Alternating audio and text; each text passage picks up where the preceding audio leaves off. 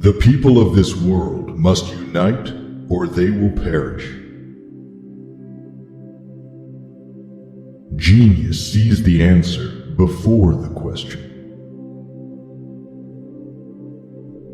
The optimist thinks this is the best of all possible worlds.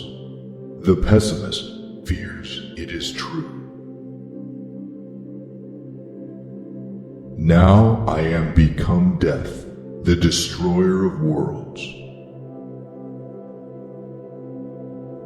Truth, not a pet, is man's best friend. No man should escape our universities without knowing how little he knows.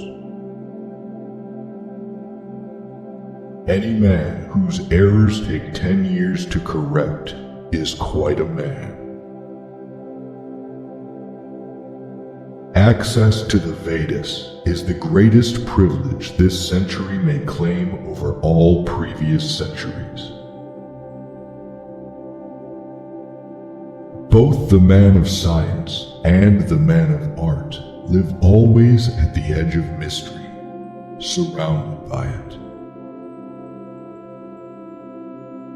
There are no secrets about the world of nature. There are secrets about the thoughts and intentions of men.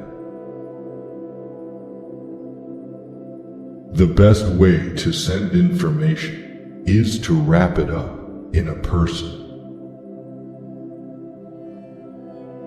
There are children playing in the streets who could solve some of my top problems in physics because they have modes of sensory perception that I lost long ago.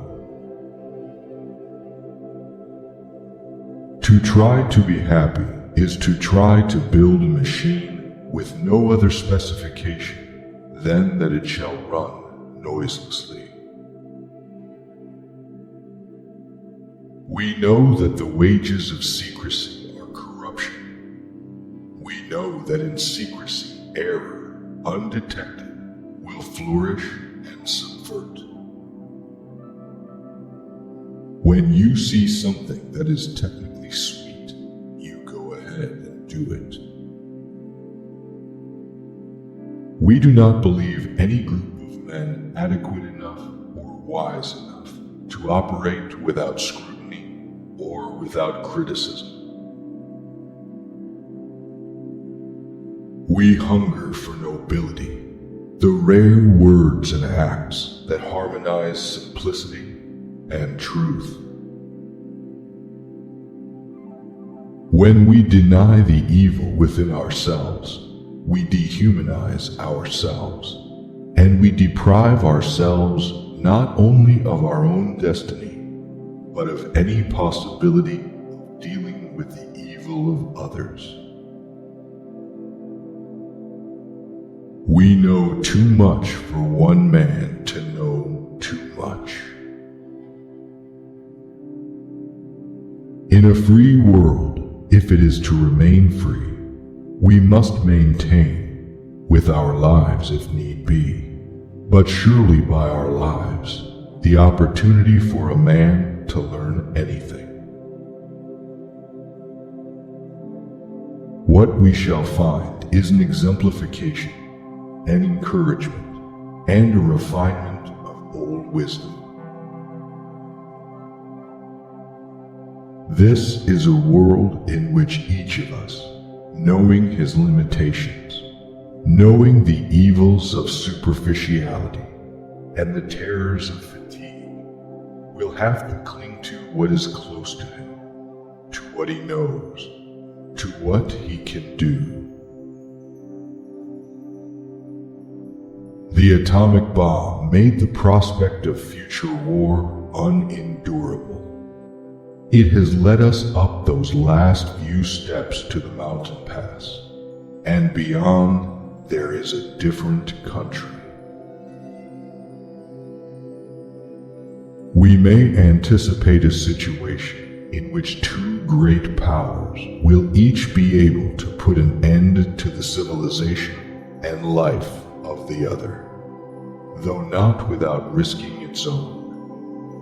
We may be likened to two scorpions in a bottle, each capable of killing the other, but only at the risk of his own life. There is something irreversible about acquiring knowledge, and the simulation of the search for it differs in a most profound way from the reality. Pragmatism is an intellectually safe but ultimately sterile philosophy. A pragmatist is concerned with results, not reality. There must be no barriers to freedom of inquiry. There is no place for dogma in science. The scientist is free and must be free to ask any question, to doubt any assertion, to seek for any evidence, to correct any errors.